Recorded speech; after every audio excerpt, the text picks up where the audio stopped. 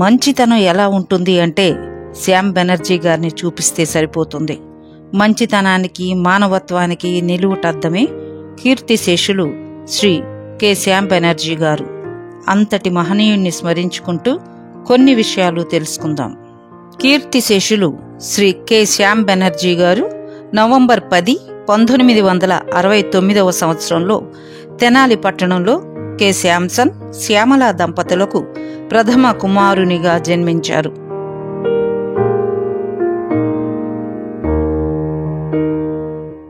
తెనాలిలో విద్యను అభ్యసించి BSc, MA, B Ed పూర్తి చేసి పలు ప్రైవేట్ పాఠశాలల్లో బయాలజీ టీచర్గా పనిచేశారు. బయాలజీ సబ్జెక్టును ఎంతో ఇష్టంగా బోధించేవారు. వీరి దగ్గర విద్యను అభ్యసించిన అనేక మంది విద్యార్థులు ఉన్నతమైన బాధ్యత కలిగిన పదవుల్లోనూ వైద్య వృత్తిలోనూ రాణిస్తున్నారు. 2007లో ఎయిర్ ఇండియా బెస్ట్ టీచర్ అవార్డును అందుకున్నారు.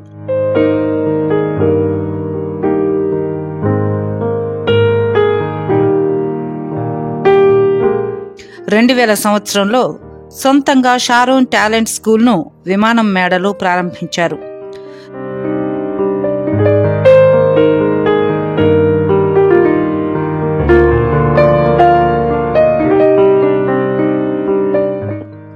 నిస్వార్థంగా పేద విద్యార్థులకు తక్కువ ఫీజుతో నాణ్యమైన విద్యను అందించటమే లక్ష్యంగా స్కూల్ను నడిపారు.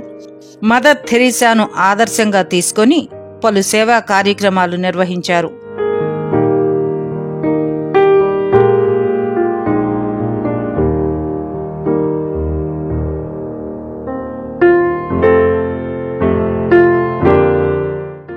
సైన్స్ ఎగ్జిబిషన్స్, సైన్స్ క్విజ్ నిర్వహించడం ద్వారా విద్యార్థుల్లో సైన్స్ పట్ల ఆసక్తిని కలిగించారు.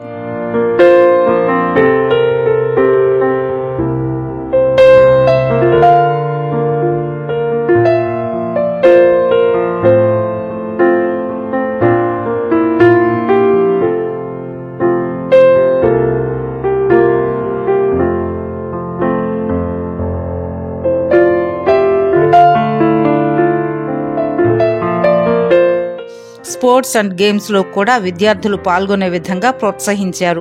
దైవభక్తి కలిగి విలువలకు కట్టుబడి 25 సంవత్సరాలుగా స్కూల్ను విజయవంతంగా మంచి ఫలితాలలో ముందుకు నడిపించారు.